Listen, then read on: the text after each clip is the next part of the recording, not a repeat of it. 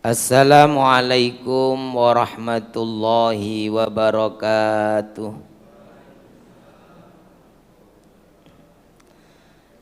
Bismillahirrahmanirrahim. Alhamdulillahi rabbil alamin. Wassalatu wassalamu ala sayyidina wa maulana Muhammadin wa ala alihi wa sahbihi ajma'in, amma ba'du. Para hadirin, para jamaah rahimakumullah. Monggo kita mulai ngaji kita dan baca suratul Fatihah.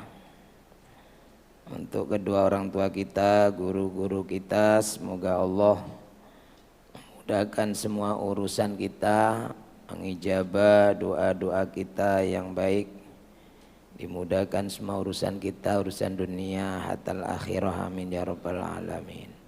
Ila hadratin Nabi Muhammadin sallallahu alaihi wasallam wa alihi wa ashabi ajma'in, wa ila walidaina wa asatidana al-muslimina wal mu'minina minhum, wa li husuli maqasidina allati tarda'anna biha. Al-Fatihah. A'udzu billahi minasy syaithanir rajim. Bismillahirrahmanirrahim. Alhamdulillahi rabbil alamin, arrahmanir rahim, maliki yaumiddin. Iyyaka na'budu wa iyyaka nasta'in. Ihdinas siratal mustaqim. Siratal ladzina an'amta 'alaihim ghairil maghdubi 'alaihim waladdallin. Amin. Bismillahirrahmanirrahim. Iki kula maosaken setunggal hadis ingkang wonten kitab Durratun Nasihin. Jadi ngalap barokahnya para ulama yang nulis kitab ini kan. Mungkin ngawasi pun pentinten nih kan. Pentinten apa ini? Oh, ini selang-seling. An Abi Hurairah radhiyallahu an, diriwayatkan saking Abu Hurairah radhiyallahu an, annahu qala, beliau bersabda, beliau berkata, Abu Hurairah, sami'tu Rasulullah sallallahu alaihi wasallam yaqulu, aku telah mendengar Rasulullah sallallahu alaihi wasallam bersabda, man kana yarju liqa Allah, barang siapa yang mengharapkan bertemu dengan Allah, fal yukrim ahlallah, maka hendaklah dia memuliakan ahlinya Allah, keluarganya Allah. Kemudian sahabat saat itu ya mungkin penasaran dengan seperti jenengan kalau dengar, hendaklah dia memuliakan keluarganya Allah. Gusti Allah dia keluarga ini. Nah sahabat ya begitu. Qila ya Rasulullah. Para sahabat bertanya, wahai Rasulullah, hal lillahi azza wa jalla ahlun. Apakah Allah itu punya keluarga? Qala na'am. Ternyata terjawab oleh Rasulullah, ya. Ya, Allah itu punya keluarga, artinya orang-orang keluarga itu kan kerabat. Kerabat itu adalah orang yang qorib, yang dekat. Jadi orang-orang yang dekat dengan Allah itu disebut ahlullah. Siapa yang ingin bertemu dengan Allah maka dia harus memuliakan orang-orang yang dekat dengan Allah. Padahal kenikmatan tertinggi nanti ketika menghadap kepada Allah, ketika di surga itu kenikmatan tertingginya adalah ketika bertemu dengan Allah. Kenikmatan surga yang wah itu, la ainun ro'at wala udunun sami'at, kenikmatannya tidak terbayangkan oleh mata, selama ini belum pernah dilihatnya, belum pernah dia dengar ada kenikmatan seperti itu. itu masih kurang lengkap. Ketika dia tidak ditemui oleh Allah, tidak bertemu dengan pemiliknya. Jadi kalau jenengan diundang istana negara, istana presiden untuk katuan istana presiden, sing teng Surabaya gubernuran, kantor gubernur, pejabat tertinggi kan gubernur, dapat undangan khusus. Semua jamuan dilengkapi, semua kenikmatan diberikan. Tapi kemudian gubernurnya nggak datang, nggak ada, nggak menyambut. Hanya disambut oleh tim-timnya saja bagian konsumsi. Gitu. Nah ini maka mungkin keluar itu ya ada kepuasan, kenikmatan tapi gubernur gak ono. Nah itu kan kurang lengkap. Maka kenikmatan tertinggi itu adalah ketika kita bertemu dan dipandang oleh Allah dengan pandangan rahmatnya. Nah siapa yang ingin ketemu dengan Allah maka hendaklah memuliakan ahlullah. Harus ketemu dengan orang-orang yang dekat dulu. Kalau mau ketemu gubernur tidak bisa langsung. Harus komunikasi dulu dengan ajudannya lah. Yang dekat-dekat situ. Orang-orang yang nyambung dengan penguasa dunia, apalagi penguasa dunia akhirat. Lah siapa ahlullah niku? Qila manhum ya Rasulullah. Para sahabat tanya lagi, siapa itu wahai Rasulullah? Keluarganya Allah itu. Orang-orang yang terdekat kepada Allah. Dengan Allah yang kalau ingin ketemu harus menghormati mereka dulu. Kemudian Rasulullah Shallallahu Alaihi Wasallam bersabda, "Qala ahlullahi fid dunya alladzina yaqra'unal Qur'an." Keluarga Allah di dunia itu adalah orang-orang yang membaca Al-Quran. Berarti jenengan saniki Ramadan kan sregep maca Quran, tian bentino maca Quran. Nah, berarti jenengan ahlullah.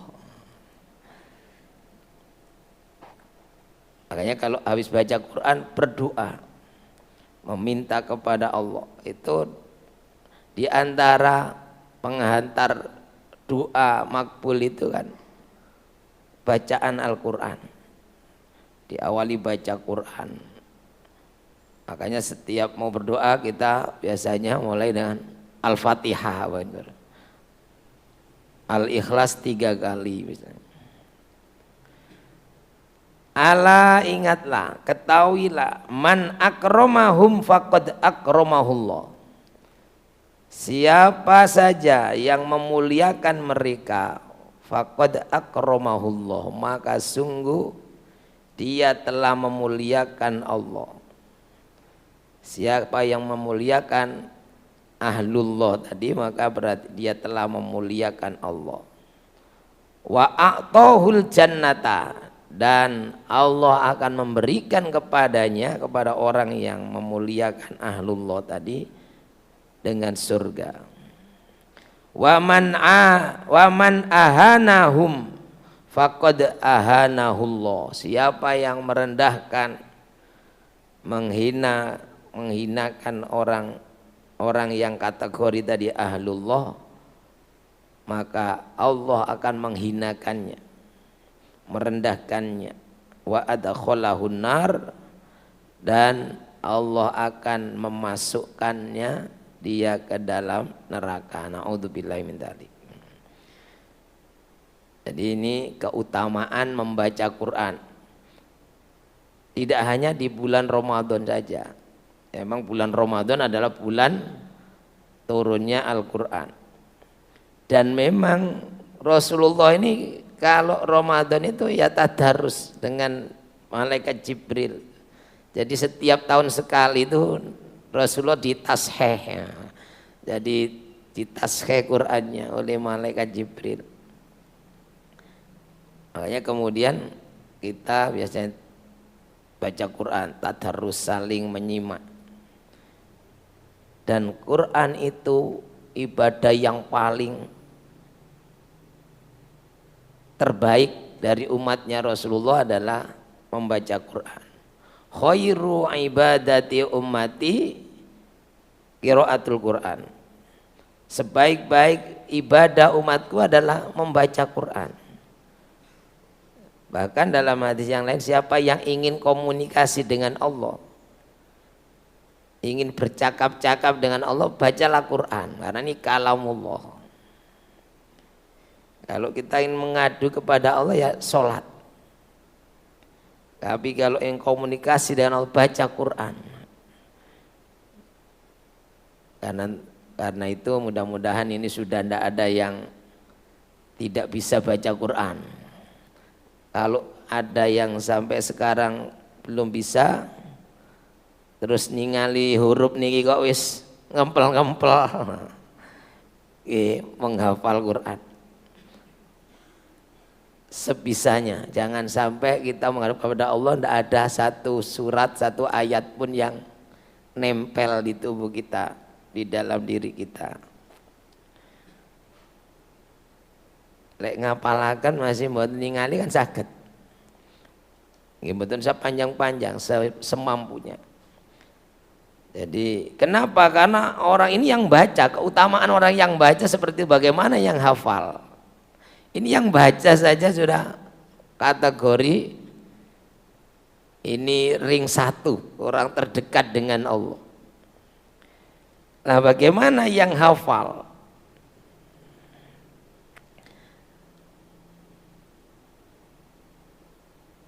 Ya Aba Hurairah, wahai Abu Hurairah. Jadi lanjutannya hadis tadi. Ma indallahi ahadun akrama min hamilil Quran. Tidak ada dari seorang pun yang lebih mulia daripada dibanding dengan orang yang membawa Quran, maksudnya orang yang hafal Quran. Jadi kalau dalam hadis itu kebanyakan disebut orang yang hafal Quran itu hamilul Quran. Tapi kita akrabim menyebut nama sing hafal Quran hafid, nah, hafidul Quran. Tapi kalau di kalangan ulama al-hafid itu orang yang banyak hafal hadis.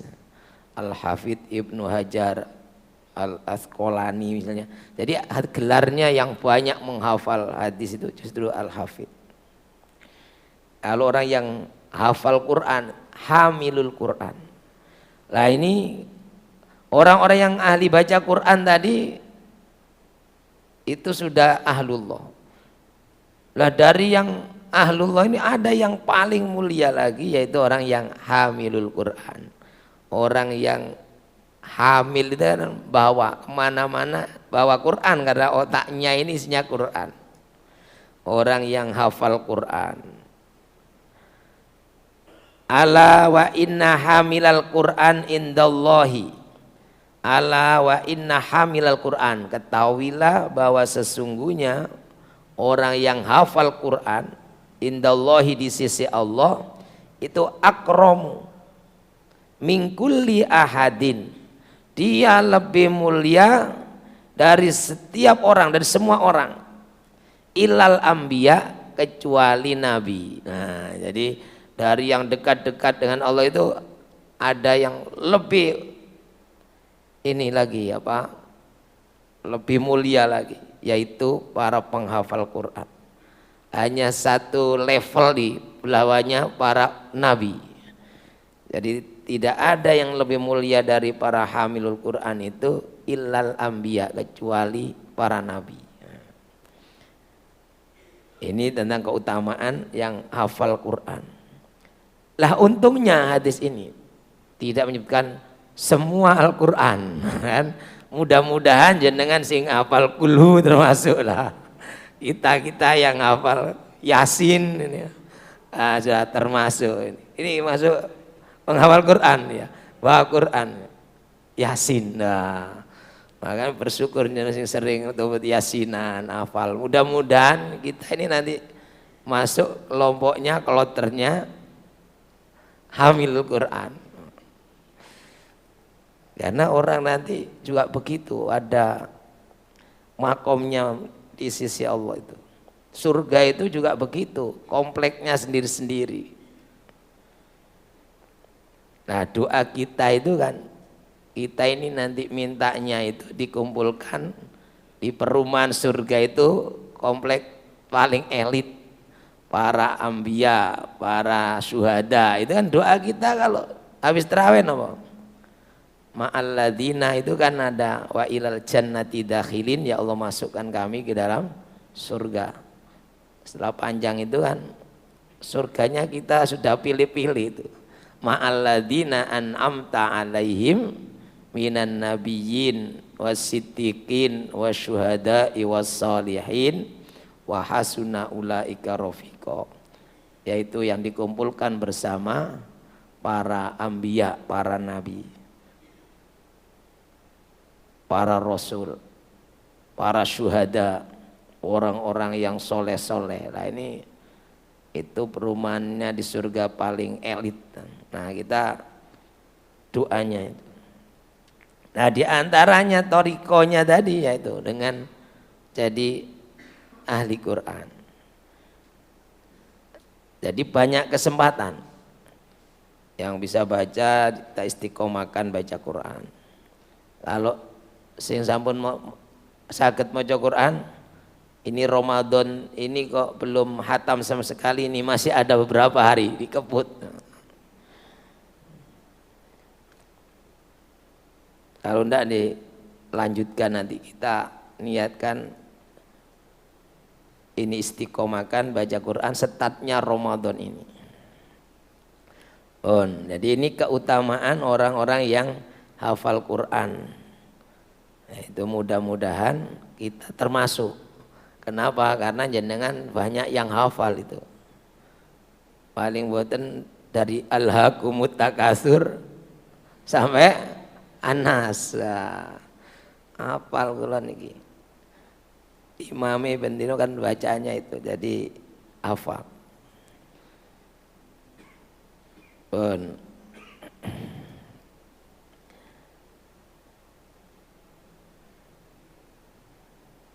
Jadi baca Quran itu ibadah yang paling utama. Bahkan Rasulullah memerintahkan agar rumah kita itu diterangi dengan Quran. Nawwiru manazilakum bisolati wa tilawatil Quran. Terangi rumahmu itu jangan hanya dengan lampu yang banyak yang indah, tapi terangi dengan solat dan baca Quran. Wala taj'alhu kuburon, jangan jadikan rumahmu seperti kuburan. Rumahnya angker, serem. Mana rumah yang angker, serem, gelap itu?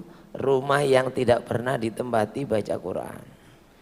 Jadi kita baca Quran tidak hanya semangat waktu di masjid musola, tapi juga di rumah-rumah kita baca Quran. Nah, insya Allah rumah itu jadi rumah yang dipenuhi dengan rahmatnya Allah, rumah itu bersinar di hadapan Allah, itu rumah yang paling terang yang dibaca Quran. Jangan jadikan seperti kuburan, gak pernah ditempati ngaji, setiap hari yang terdengar gak pernah ngaji di rumah, sinetron tukaran terus misalnya. Wah ini ruwet rumahnya nanti.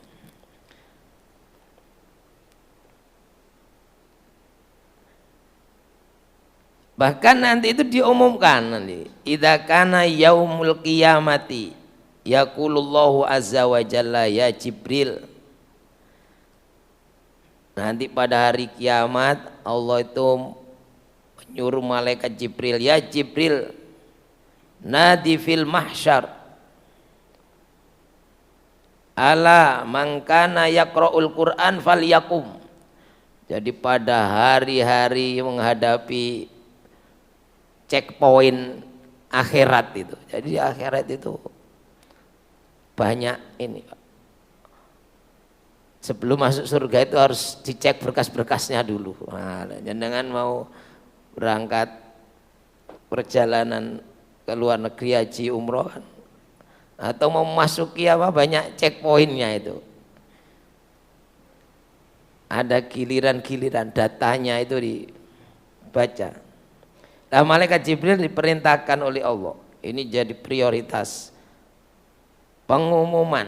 Mangkana yaqra'ul Qur'an falyakum. Siapa yang biasa baca Quran berdiri dulu. Jadi dapat panggilan dulu.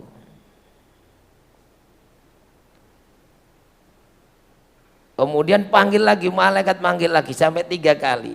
Fayunadi tsaniyan wa tsalisan, diumumkan lagi. Yang biasa baca Quran berdiri. Yang biasa baca Quran silakan berdiri. Nah, jadi dipanggil dulu. Makanya kita kalau ada pengumuman biasanya sampai 3 kali itu. Ah, ini ternyata ini tradisinya ini malaikat Jibril 3 kali kalau pengumuman. Tapi pengumuman innalillahi sepindah mawon. Waduh kok koyo akeh sing mati innalillahi ulangi balapan.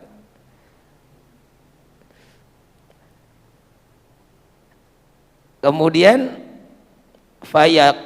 fayaqifuna sufufan, akhirnya mereka berdiri baris sesuai dengan ini kelompoknya. Baina yadayi rahman la yatakallamu ahadun minhum hatta yakuma Nabiullah sallallahu alaihi wasallam, Nabiullah Dawud alaihi salatu wasalam, sampai nanti mereka tidak ada yang berbicara, berdiri baris di tempat ini para pembaca Quran sampai kemudian berdiri Nabi Dawud. Nabi Dawud itu suaranya kalau baca Quran itu saking indahnya, daun yang mau jatuh itu gak jadi, nunggu. Saking menikmati suara lantunan suaranya Nabi Dawud. Sampai datang Nabi Daud alaihi salatu wassalam. Fayaqulullah, kemudian Allah memerintahkan kepada Nabi Daud, Iqra'u warfa'u aswatakum. Tapi perintahnya Iqra'u, kalian baca semua. Warfa'u aswatakum, keraskan suaranya, suara kalian.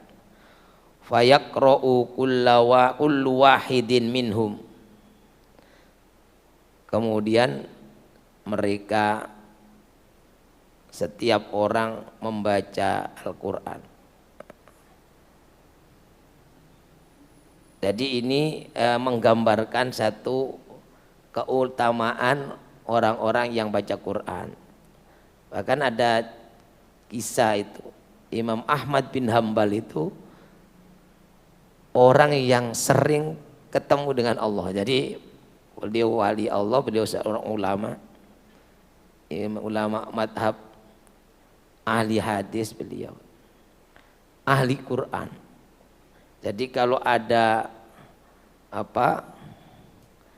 orang ahli Quran itu tawasulnya kepada Imam Ahmad. Beliau orang yang diriwayatkan sering ketemu dengan Allah. Dan kemudian ketika beliau bercerita, nanti saya kalau masih ketemu dengan Allah, kila itu mau yang sudah 99 kali. Saya mau tanya, ini lupa-lupa terus. Mau bertanya kepada Allah, nopo amal ingkang panjenengan remeni. Nah, itu jadi maksudnya pertanyaannya nanti apa yang amal yang paling dicintai oleh Allah. Ternyata benar, beliau mimpi itu ketemu dengan Allah. Kemudian bertanya, wahai Allah, apa amal yang engkau cintai? Ternyata jawabnya adalah qiraatul Quran. Nah, sekali lagi monggo kalau yang belum bisa baca Quran dan ternyata sudah diambil oleh Allah penglihatannya, ningali huruf sod jadi tok ningali huruf napa wau jadi wow oh, goyang-goyang jadi kan waktu saged maca ya kita baca Quran yang mungkin dihafal surat-surat pendek HP ini diputer terus ampun damel puter karaokean mawon sekali-kali tapi kita belajar dari kamarnya masing-masing tempat duduknya masing-masing ini untuk banyak membawa Quran. Nah mudah-mudahan kita kategori yang niki wau para hamilul Quran masih nggawa titik. Ini hamilul Quran nggih. Napa? Surat Al-Ikhlas. Alhamdulillah. Para hadirin jamaah rahimakumullah. Makaten mugi-mugi wonten kenalan manfaatipun. Mugi-mugi ibadah kita sedaya puasa kita, tadarus kita terima oleh Allah Subhanahu wa taala. Amin ya rabbal alamin.